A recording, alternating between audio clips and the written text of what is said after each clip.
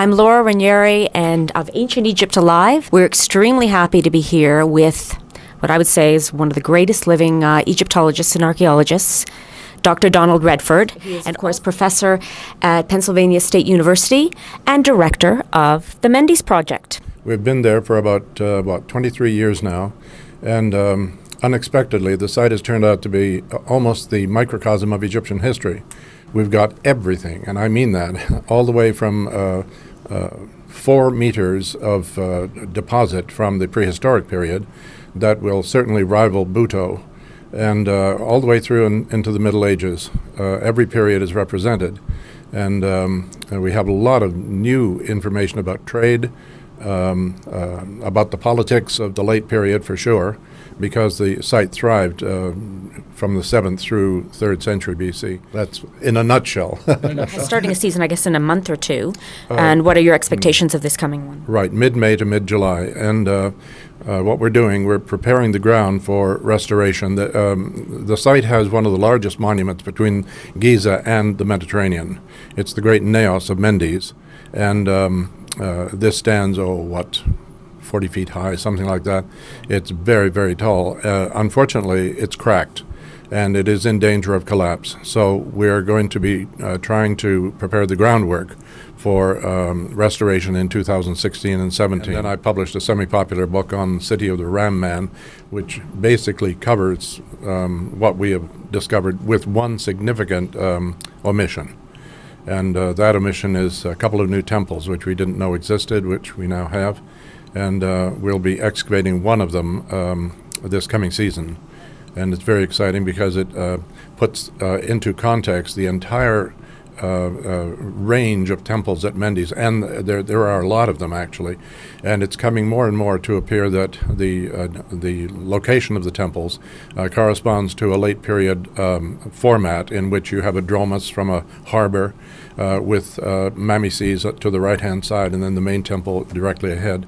So this is very, very exciting, and I want to push on with that before I finally shuffle off this mortal coil. Many, many years from now, of course. In 1993, of course, you won Best Scholarly Book in Archaeology for your book Egypt, Canaan, and Israel in Ancient Times. What inspired that book originally, and have your views changed over the decades? The latter question first, no. You completely feel the same way about the Hyksos impact on the Canaan myths, yeah. One of my English colleagues has called me a dogmatist, but in fact I come out of a dogmatic background. My family was fundamentalist Baptist, and I was brought up to believe without questioning. And then, of course, as many do in similar circumstances, I rebelled intellectually against this. But the seed of interest in the Bible and Bible lands and the ancient world in general had been planted, and I couldn't look back at that juncture. I've thought of putting out a new edition, but there is so much more that's known now in the past 2 decades that it would be, again, just working on a magnum opus, and there are other things that I should be doing right now. Some of the people who influenced me more than any other were in related fields, and I speak with great fondness of my favorite, Gilberto Begnani, Greco-Roman history professor, who was utterly unbelievable as a lecturer. And I rapidly learned shorthand to take down everything that he came out of his mouth. So he formed me in a certain way. Doug Tushingham of the Royal Ontario Museum was very good to me and assisted me in climbing a couple of rungs of the ladder. Your greatest contributions is your work on the Pre-Amarna Temple at Karnak of Akhenaten, and your wonderful book, The Heretic King. Wondering how your views of Akhenaten have formed over the last couple of decades in light of Kemp's work there. Well, I don't see that much has changed, frankly. There's a lot of, I should add this, there's a lot of evidence out there that has not yet been published, and that's my fault, because we do have, from the Karnak years, an awful lot of material. And it may be relevant to such things as the pathology of the king and this sort of thing. That, to me, is where most of the interest now has settled, rightly or wrongly, what was wrong with him, if anything. And don't get me started on that, no. Because this area has become a battleground where reputations are made and friendships are shattered, and it really is. It's too bad, but we don't seem to be able to have a really honest debate about what's going on. More and more, I see him maybe as a unique phenomenon. I don't think he thought very deeply at all. I think that 10th pylon block should be re-examined as being one of the most revealing documents that has come out of ancient Egypt, in fact. If only we had the matching blocks to the above and below and beside.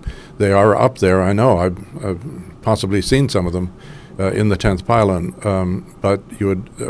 That has been my dream, to dismantle the 10th pylon as the 9th or half of the 9th was, to get at some of those gut blocks, those inner blocks. They are there. I know that it would be so exciting, and a lot of problems would be solved. Looking at what we have found at Mendes, I wonder if what we have done at Mendes could be done at, say, Busiris, Tel Abasir Bana, and for me, and I'm tipping my hand here, in the great debate over what happened at the end of Dynasty 6, there's no debate in my mind at all. You just come to Mendes and I'll show you huge fields of people who died in infancy and in childhood, hundreds of them. I show you canals that were drying up. I'll show you the river system which ran to the west of the mound, now running to the east of the mound, and much reduced in discharge. So anybody who denies an ecological aspect to all this, I mean, they're out to lunch, and I really mean that, and I hope my colleagues will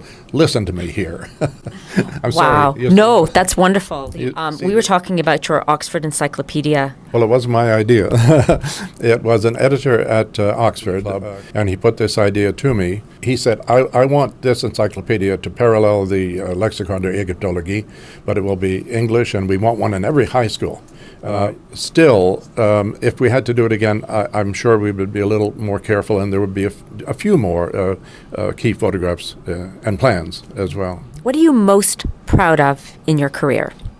Training up a large number of students, and I'm very proud of every one of them, and not only MA but PhD candidates who were successful, and they're now sort of scattered around, and they represent the next generation under me, which is they're dying off themselves now. So, if you were a pharaoh, which pharaoh would you be? Okay. Tell you straight, I wouldn't be anybody from antiquity at all, given the status of medicine at that time. Looking at the merits of living long, I guess Pepe II would come to mind. But the traditions about him, no, I don't relish those. Would you get excited about dwarves? We won't carry that on at this juncture. Okay, well, Dr. Redford, it's been such a pleasure talking to you.